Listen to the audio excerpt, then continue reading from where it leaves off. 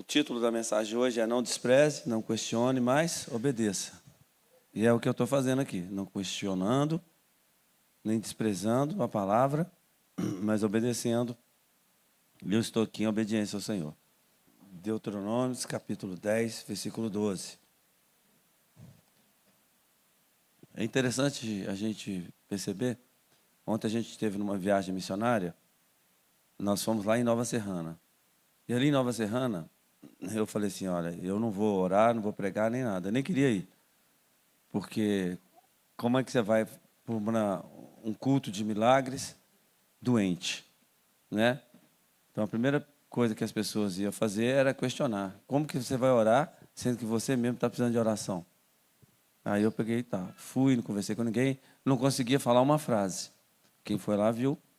Às vezes eu tentava falar, não conseguia. Não saiu uma frase. E aí, estava lá orando, né? Porque o inimigo ele não pode travar meu pensamento. E ali, graças a Deus, nós tivemos 7 a 8 testemunhos de pessoas que foram curadas. E milagres aconteceram ali naquela cidade ontem. O Senhor usou grandemente os cooperadores que estão aqui, usou o pastor Paulo, e foi uma bênção. Um culto onde houve um derramar do Espírito Santo de Deus. Nós fomos, chegamos bem, foi tudo uma maravilha.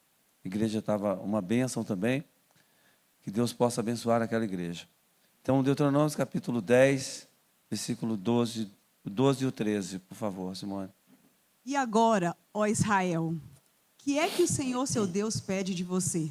Senão que tema o Senhor, o seu Deus, que ande em todos os seus caminhos e que o ame e que sirva ao Senhor, ao seu Deus, de todo o seu coração e de toda a sua alma.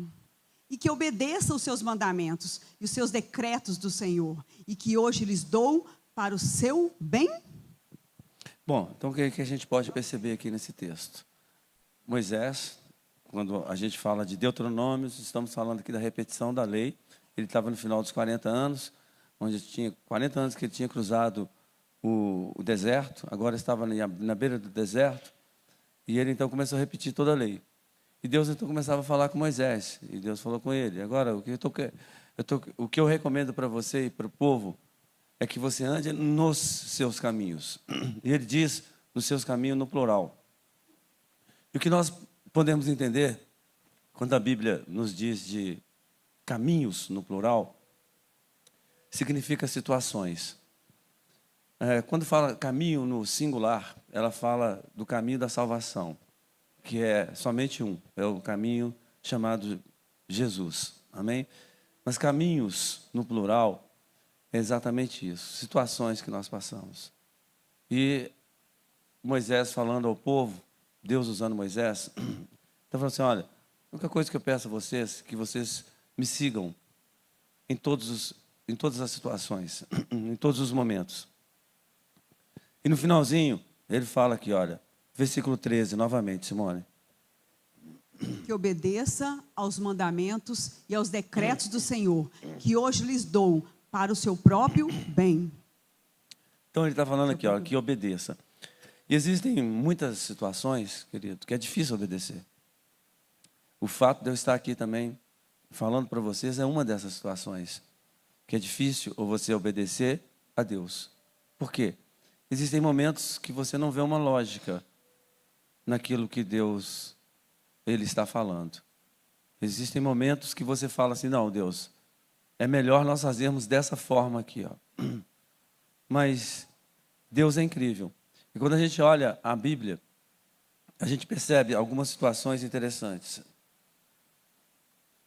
Quando a gente fala desse texto aqui, que Moisés estava repetindo tudo, fazendo uma retrospectiva do que aconteceu nesses 40 anos.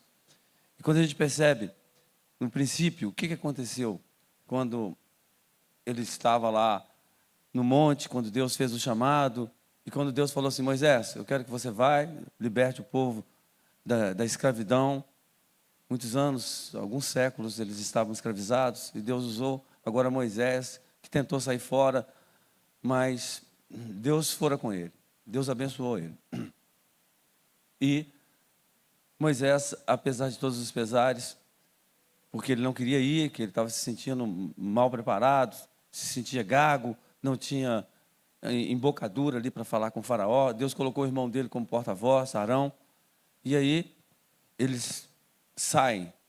Deus manifesta o poder, a glória dele. Eles saem da terra do Egito. Quando eles saem ali, eles estão indo para a terra prometida, para um determinado lugar.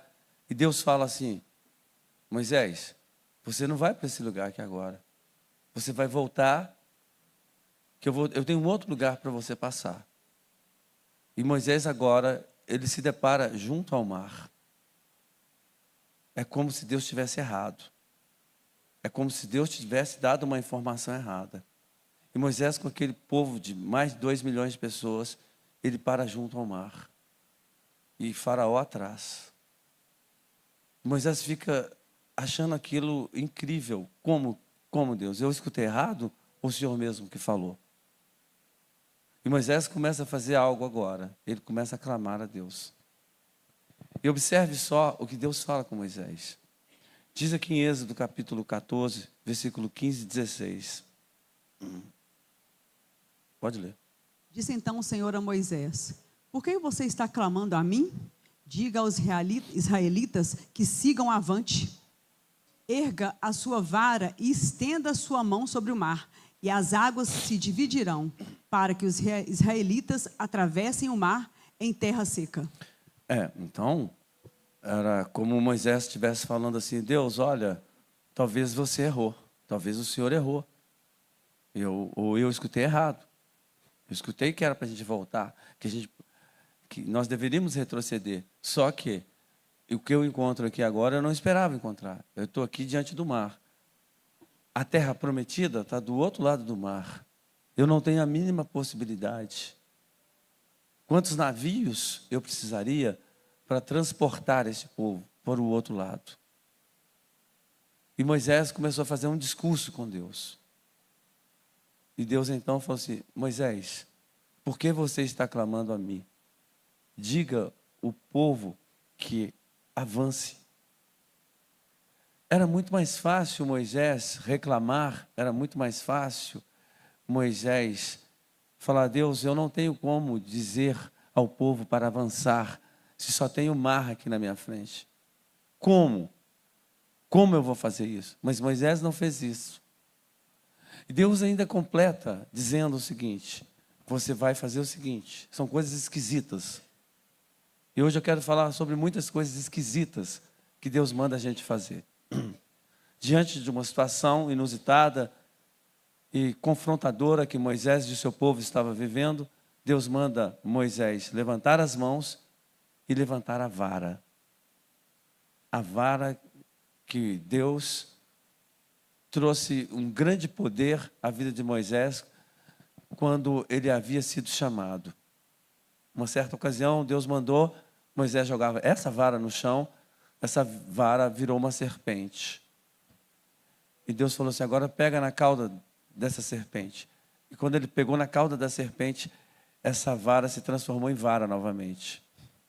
Em outras palavras, era como se Deus estivesse falando assim com Moisés: Moisés, existem virtudes. Eu trago virtudes a essa vara.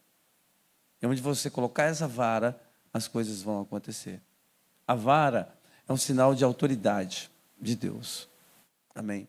Então, ele estava numa situação totalmente embaraçosa, constrangedora, diante das pessoas e diante de Faraó, que estava vindo atrás. E as pessoas, o Faraó, começou a pensar assim: olha, eles erraram, eles estão em conflito, o Deus deles está confundido. E eles começaram a pensar várias coisas acerca de Moisés, acerca do Deus de Moisés. E Moisés clama a Deus. E Deus, então, mais esquisito ainda, em termos humanos, começa a falar assim: Moisés, manda o povo avançar, Moisés. Eu não quero ouvir discurso. E Moisés, eu acredito que num vislumbre ali de consciência, ele fala assim: como? Como eu vou? Eu tenho que levantar a mão, eu tenho que levantar a vara. Então, como eu vou fazer isso? Tá, eu vou fazer isso então. Foi Deus que mandou? Então eu vou fazer. No que Moisés, ele levanta a mão, ele levanta a vara, algo mais estranho ainda acontece. que duas barreiras se levantam, uma do lado direito e uma do lado esquerdo. E aquele mar, ele começa a se fender, se dividir no meio. Ele se divide. Ao passo que toda aquela população que estava ali, ela cruzou o mar e foi para o outro lado. E quando chegou-se no outro lado, Faraó, quem vinha, falou assim: se eles atravessaram, nós também podemos atravessar. E quando eles então foram atravessar ali, Moisés, ele colocou novamente aquela vara, aquele mar se fechou. Todo o exército de Faraó pereceu ali. Através de uma estratégia inimaginável pelos homens, pelos seres humanos. O que eu quero te dizer é que algumas vezes parece que Deus errou. Algumas vezes parece que você e eu somos mais sábios do que Deus. Parece que algumas vezes nós temos uma lógica melhor para uma determinada situação do que o próprio Deus. E é como que nós começássemos a ensinar a Deus. Falei assim: Deus, desse jeito está errado. Mas Deus, querido, Ele está certo. Deus nunca erra. Eu não sei o que aconteceu com sua vida. Eu não sei o motivo pelo qual você se encontra perturbado. Mas eu sei de uma coisa: Deus é Deus para reverter situações. E muitas vezes, Deus permite situações que são de aparente derrota, para que o nome dele seja exaltado, para que o nome dele seja glorificado. Então, muitas vezes, nós nos encontramos frustrados, nos sentindo derrotados, mas Deus, Ele jamais esqueceu de você. Deus jamais tomou uma posição errada com relação à sua vida. Deus quer que o nome dele seja engrandecido e glorificado através da sua vida. Amém? Então, por isso, o tema da mensagem hoje é: não questione, não despreze aquilo que Deus tem feito, mas simplesmente obedeça. Quando a gente olha aqui em Números, capítulo 20, do 7, 20, Números 20, versículo 7, 8, 9, 10 até o 12. Leia aí para mim, Simone, por gentileza. E o Senhor disse a Moisés: pegue a vara e com seu irmão Arão reúna a comunidade e diante desta fale aquela rocha e ela verterá água. Vocês tirarão água da rocha para a comunidade e os rebanhos beberem. Então Moisés pegou a vara que estava diante do Senhor, como este lhe havia ordenado. Moisés e Arão reuniram a assembleia em frente da rocha, e Moisés disse: escutem, rebeldes, será que teremos que tirar a água desta rocha para lhes dar? Então Moisés ergueu o braço e bateu na rocha 2 vezes com a vara. Jorrou água e a comunidade e os rebanhos beberam. O Senhor, porém, disse a Moisés e Arão: como vocês não confiaram em mim para honrar minha santidade à vista dos israelitas, vocês não conduzirão essa comunidade para a terra que lhes dou. A vara de Moisés era uma vara poderosa. Na realidade, não era falando-se da vara, mas do Deus que estava por trás da vara, ou por cima, né, vamos dizer assim.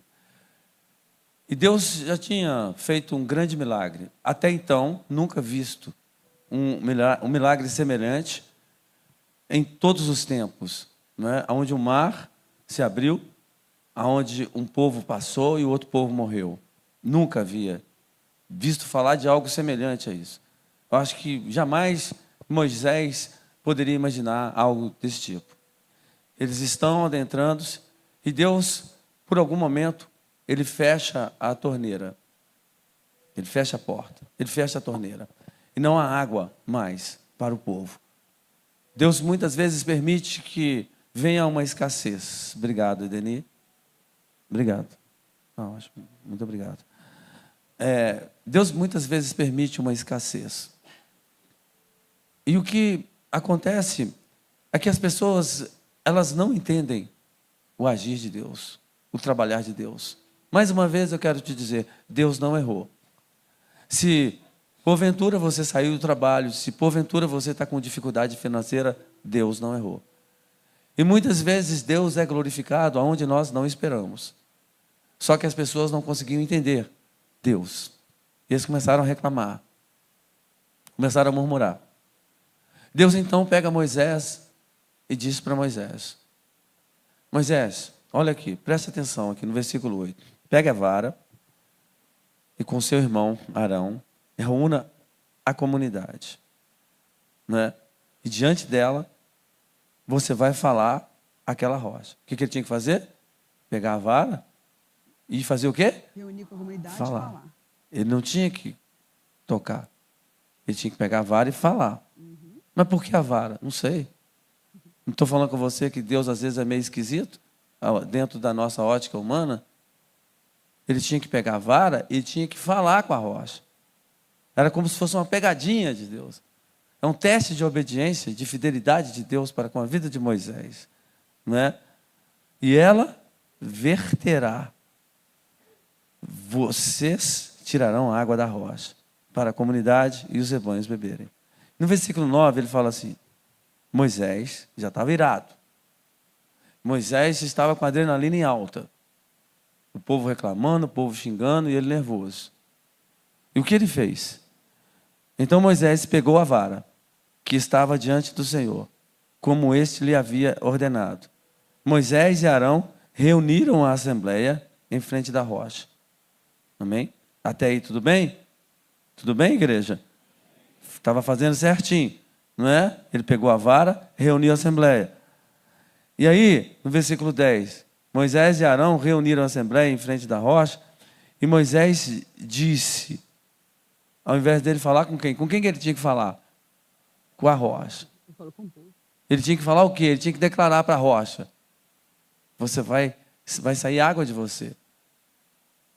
Moisés, ele não falou para a rocha, ele falou para o povo. E o que ele falou para o povo? Escutem, rebeldes. Será que teremos que tirar a água desta rocha para lhes dar? Ele já começa a murmurar, ele fez tudo errado. Ele fez o que ele não devia fazer. Não é? Então, Moisés ergueu o braço. Ele tinha que bater? Não, ele não tinha que bater. Ele deu 2 pancadas na rocha. Ele ergueu o braço e bateu na rocha 2 vezes com a vara. Aí você fala, mas jorrou água assim mesmo. Jorrou água porque Deus, ele é bondoso. Ele é misericordioso. Embora muitas vezes façamos coisas erradas. E aqui eu quero tirar uma experiência. Eu quero te dar um toque. Não se iluda com muitas igrejas que está tendo salvação, libertação, cura e milagre. Deus faz tudo isso. Mas o líder daquela igreja, ou os líderes daquela igreja, podem estar fazendo coisas erradas. Isso pode acontecer aqui, pode acontecer em qualquer lugar. Deus, ele faz. É Ele que faz. Isso não significa que as pessoas estão certas. Muitas pessoas estão fazendo coisas erradas e Deus está honrando com coisas certas. Então, o que eu quero te dizer é que Moisés fez uma coisa absurdamente errada. Ele foi rebelde. Ele estava chamando o povo de rebelde, mas quem era o rebelde era ele.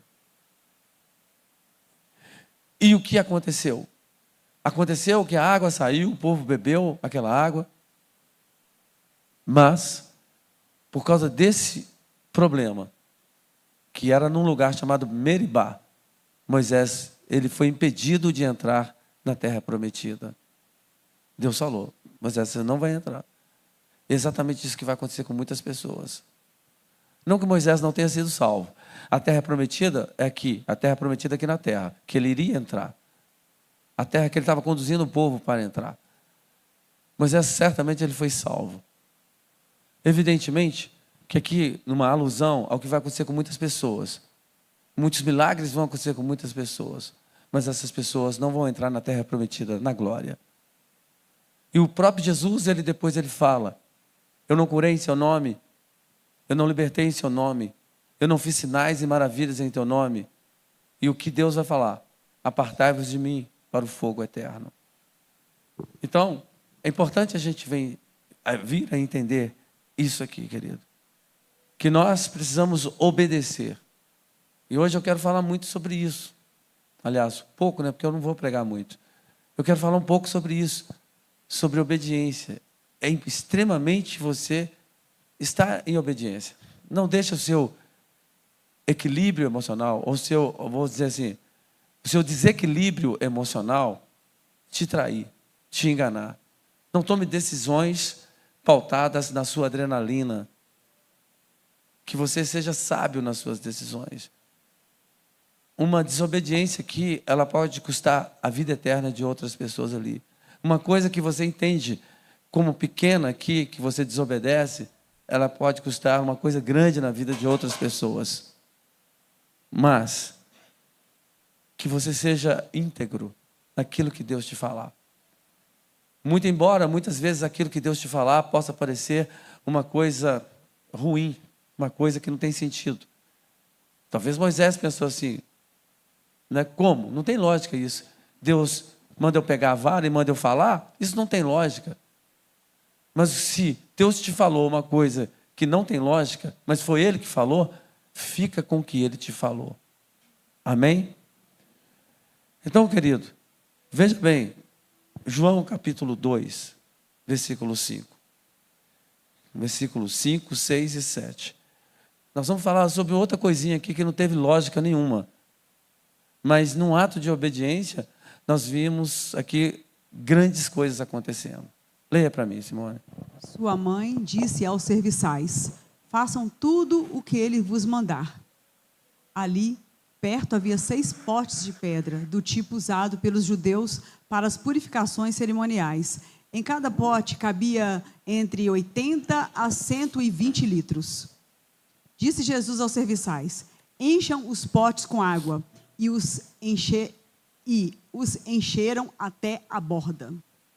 Olha, quando a gente olha isso aqui hoje, você está muito acostumado com esse milagre, você acha uma coisa normal.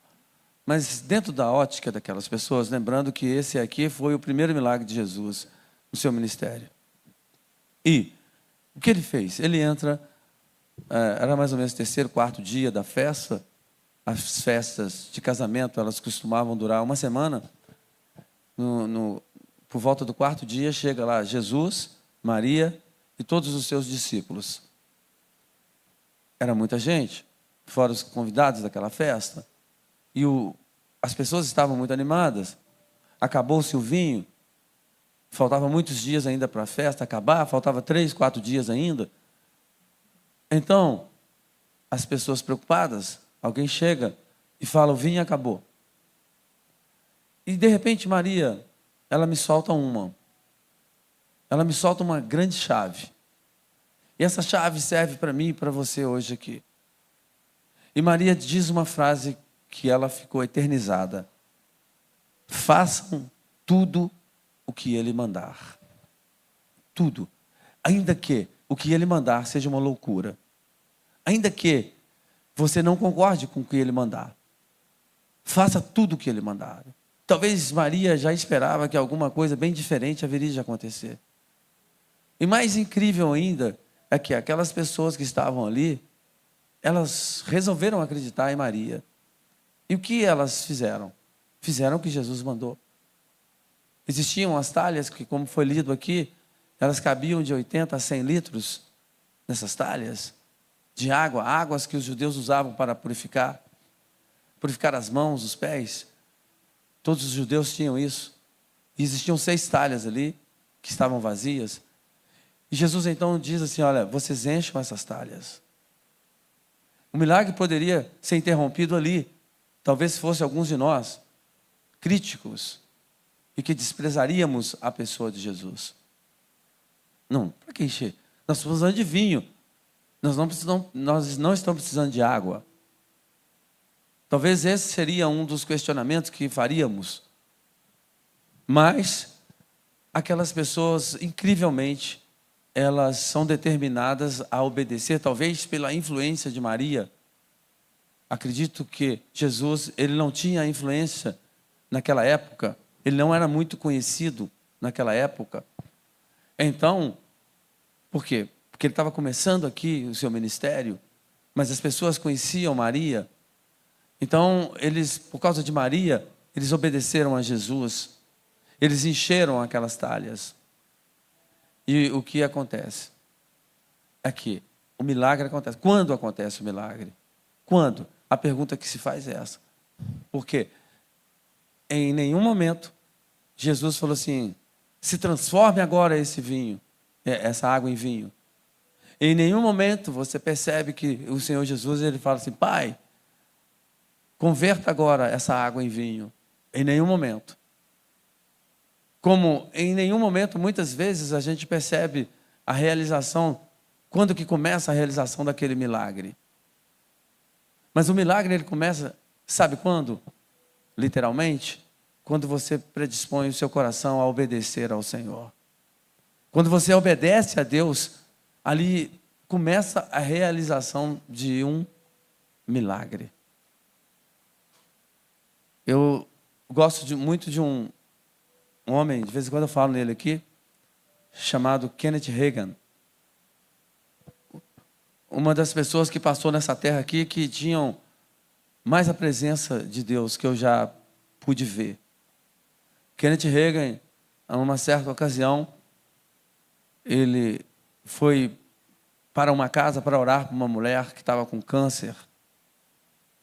Mas, por incrível que pareça, o câncer, ele encheu a barriga da mulher, a mulher estava como se fosse grávida. Mas era um câncer, um grande tumor. E ele estava nessa oração e o Espírito de Deus falou com ele: dê um soco nessa mulher, exatamente na região onde que está o câncer. E ele, logicamente, que eu acho que qualquer um de nós faríamos a mesma coisa que ele fez. Ele falou assim: mas eu não posso dar um soco nela, ela vai gritar de dor, ela vai gemer. Isso não pode acontecer, essa voz não é a voz do Espírito Santo de Deus. E ele não fez isso. E novamente ele escuta aquela voz, deu um soco nessa mulher, na barriga dessa mulher. E ele também não atendeu. Da terceira vez, ele falou assim, ele entendeu que aquela era a voz do Espírito Santo de Deus, e ele pegou e deu um jegue, um soco, bem de leve ali, na região onde que estava o tumor. E o que acontece imediatamente, segundo as palavras dele, e no livro que ele também escreve, é que foi como uma bola, como um balão que estourasse. Sumiu aquele câncer, sumiu aquele tumor, sumiu tudo. Por causa de quê? Por causa de uma obediência dele. Então tem coisas que acontecem na vida da gente, que Deus manda a gente fazer, que são coisas assim incríveis. Uma certa ocasião, isso comigo acontece com muita frequência. Deus me pega e fala assim: olha, você liga para essa pessoa agora. Você manda uma mensagem para essa pessoa agora.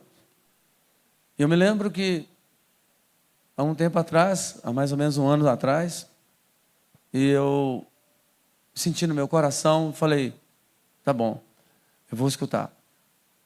Pega aqui e liga para esse rapaz e diz uma mensagem para ele, que não é para ele se preocupar com as frustrações, porque Deus haveria de honrá-lo ainda. Uma mensagem desconexa, um negócio assim totalmente desconexo. E aí eu fiz o que Deus mandou e esqueci daquilo ali. Daí a pouco eu vou conferir. Eu nem sabia que ele não estava aqui. Para mim ele estava em Belo Horizonte, mas ele não estava em Belo Horizonte. Ele estava lá em São Paulo, Rio, não sei, pegando um visto para ir lá para os Estados Unidos. Ele e a mulher dele. Eles foram negados.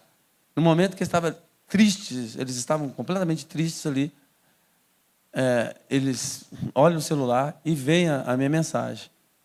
E a minha mensagem era: não se preocupe, Deus está no controle e vocês vão para lá ainda. Aí já faz um pouco mais de lógica a mensagem minha. E eles ficam confortados com aquilo. Daí um pouco, passou acho que alguns meses, uns 2, 3 meses, eles voltam. Quando eles voltam ali no consulado, eles pegam o visto. E hoje, inclusive, esse meu amigo, que é o Vilmar, que muitos de vocês conhecem, pastor Vilmar, juntamente com a esposa dele, ele já está na terceira ida dele lá nos Estados Unidos. terceira ida dele. Então, às vezes Deus manda você fazer coisas que você não consegue imaginar ali, naquele momento. Mas simplesmente se limite a obedecer a Deus, que Deus vai fazer as coisas que Ele quer fazer.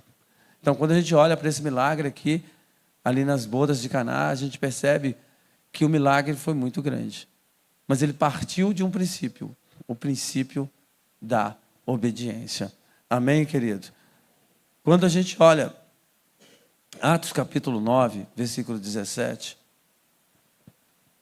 versículo 17 e 18.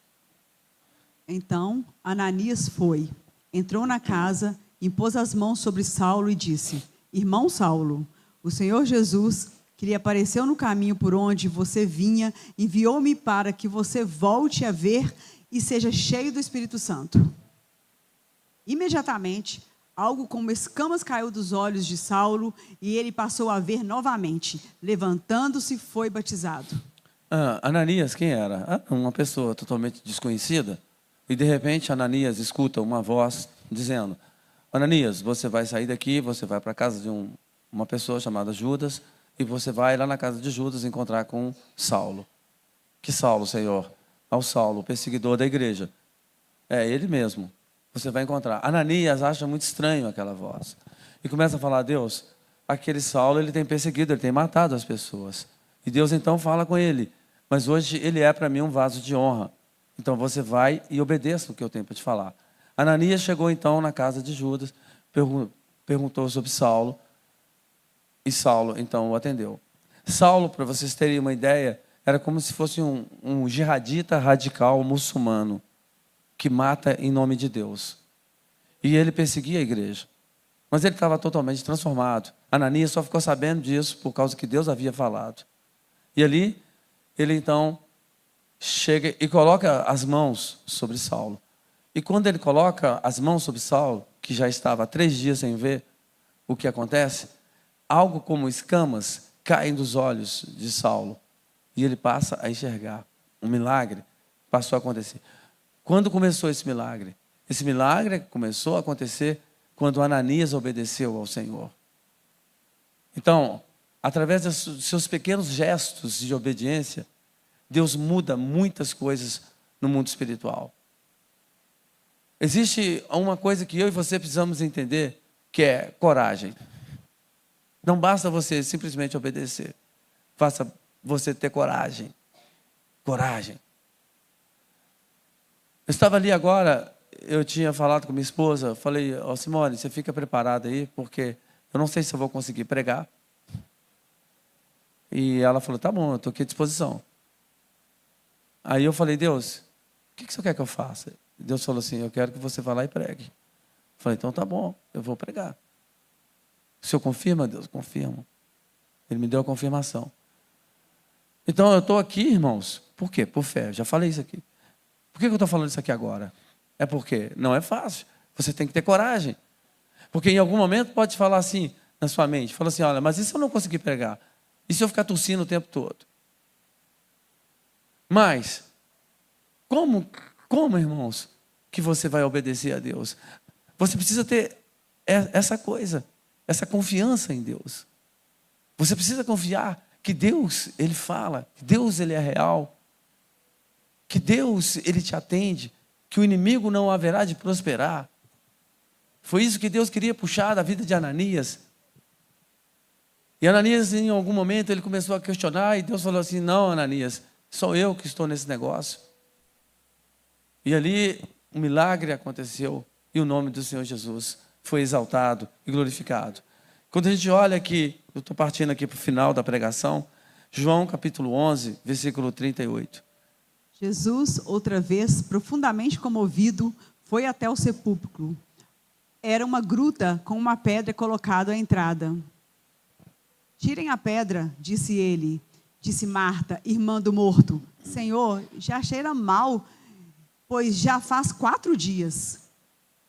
Disse-lhe Jesus: não lhes falei que, se você cresce, veria a glória de Deus?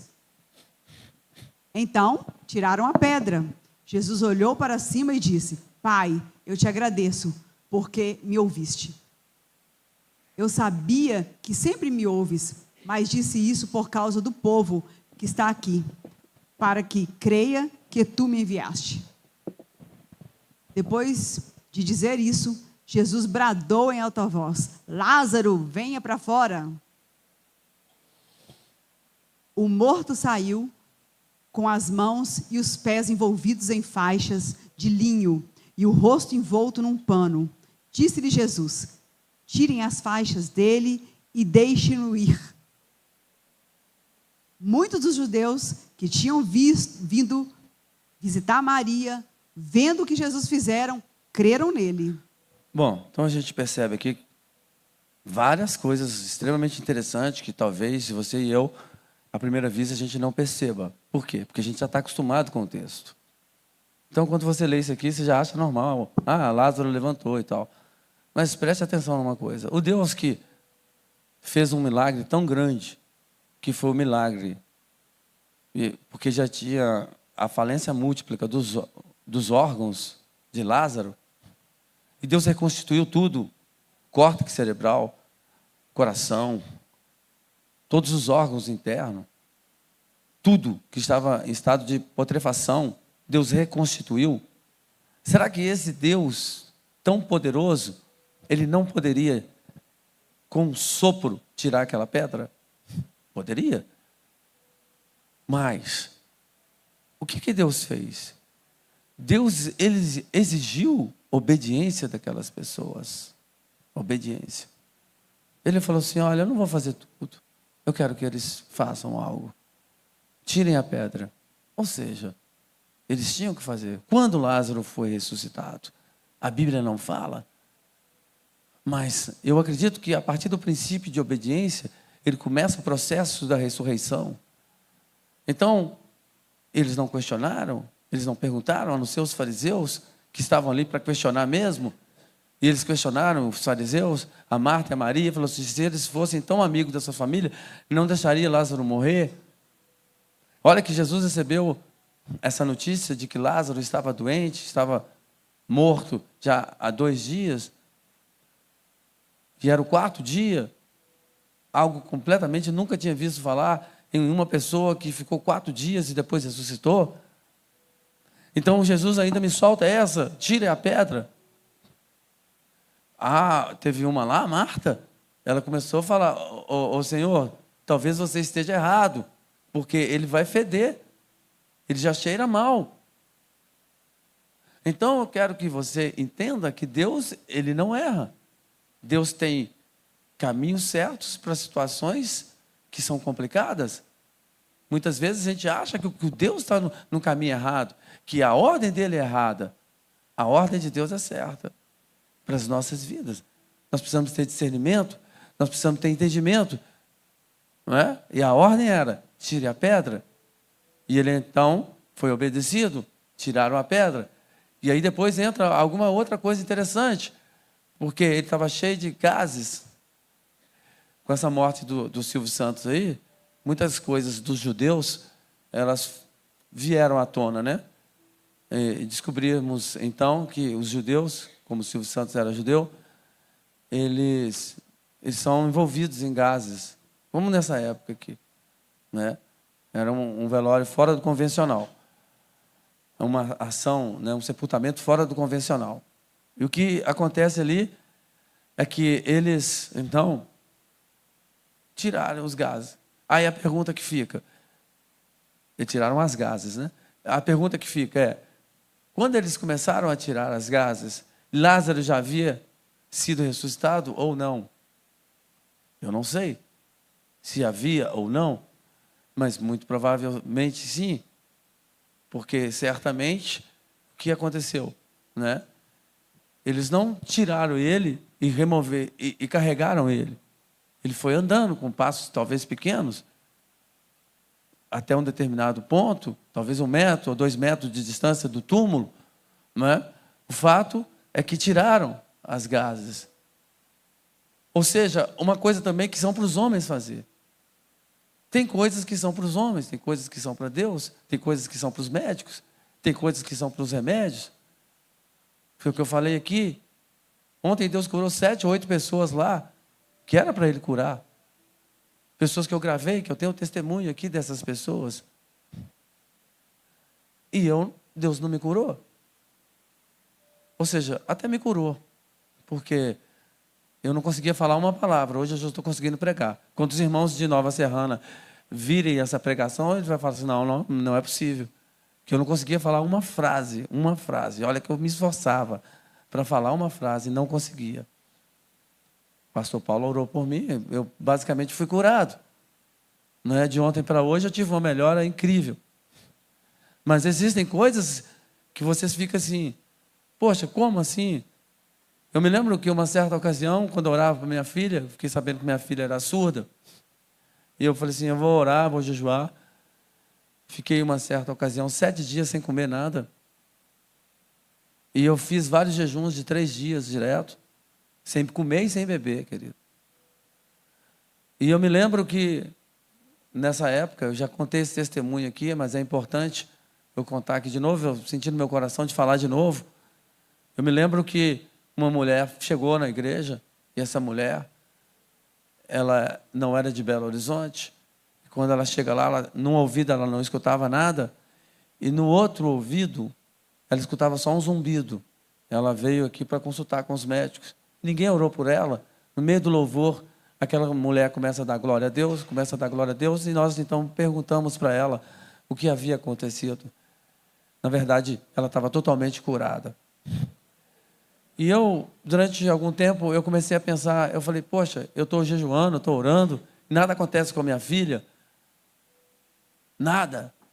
E com essa mulher aqui que chega de paraquedas, que cai aqui, ela é curada. Mas a gente não entende, irmãos. A gente não entende essas coisas. Às vezes a pessoa busca, se santifica, clama, e ela não acontece nada com ela. Às vezes uma pessoa que chega aqui, acontecem muitas coisas com ela. Então, nós não temos que questionar Deus. Nós não temos que desprezar Deus. Nós temos que obedecer a Deus. Amém? E o que a gente percebe aqui nesse milagre é que Deus, Ele se manifestou de forma incrível. E Ele diz assim, se você cresce, né? Eu não te disse que se você cresce, você iria ver a glória de Deus? Ele fala com Marta, né? Uma outra coisa que me chamou a atenção nesse milagre aqui é o espírito de gratidão. Jesus, ao invés dele, fala assim, Pai, o Senhor pode ressuscitar Lázaro? Não. Ele faz uma oração interessante. Ele fala assim, eu te agradeço, Pai, porque o Senhor sempre me ouve. E mais uma vez o Senhor está me ouvindo. Um espírito de gratidão. Então, o que a gente pode perceber aqui, o que compunha esse milagre na ressurreição de Lázaro? A fé, que Jesus falou assim, eu te disse que se você cresce, você iria ver a glória de Deus. E a segunda coisa é a gratidão. A terceira coisa, a obediência. Tire a pedra, tire os gases, as gases. A terceira e última coisa, ele bradou em alta voz, dizendo, Lázaro, venha para fora. A gente percebe, irmãos, grande parte dos sinais, dos milagres que aconteceram no Novo Testamento, até mesmo no Velho Testamento, são coisas assim tão incríveis. Não são palavras de intercessão, mas palavras de comando. Eu estava agora ali em cima e aconteceram algumas coisas interessantes. E eu abri a Bíblia num texto, que está lá em 2 Reis, capítulo 4, onde o filho de uma mulher havia morrido, a mulher chamou Eliseu, profeta, e falou assim, profeta, meu filho morreu. Eliseu então foi lá para o quarto. O que ele fez? Ele colocou a boca com a boca do defunto, os olhos com os olhos do defunto, as mãos com as mãos do defunto. Imagina essa cena, né? E ali nada aconteceu. A primeira vez, a segunda vez, a terceira vez. Na 7ª vez que ele faz isso, esse defunto ele é ressuscitado. Eliseu chama o seu servo Geazi e fala assim, chama a mulher. E ele então apresenta aquela mulher, o seu filho, que acabara de ressuscitar. E eu fico pensando, algumas vezes, logo depois desse texto, a gente vai perceber também que aconteceu um outro mistério, onde Naamã chegou ali, cheio de lepra, e de repente Eliseu nem recebeu Naamã. É como se alguém extremamente importante lá dos Estados Unidos fosse visitar você e você sequer recebesse essa pessoa. Foi o que aconteceu com Eliseu. Ele não recebeu Naamã e falou assim: olha, Deus já me falou tudo, fala com Naamã para ir se banhar lá no Rio Jordão 7 vezes. Ele foi, não queria, mas foi convencido aí, e na 7ª vez ele foi curado. Então, sabe, querido, são coisas assim que Deus, eu não sei o que vai acontecer com você durante esses próximos dias, mas o que eu sinto aqui agora, Deus me falando, que algumas coisas interessantes e incomuns, Ele vai pedir para alguns de vocês. E, a princípio, você vai questionar, mas se você obedecer, Ele vai te honrar. É isso que eu sinto no meu coração, que Deus vai fazer com alguns de vocês aqui. Então é necessário que a gente fique atento, sempre ligado na ação do Espírito Santo de Deus.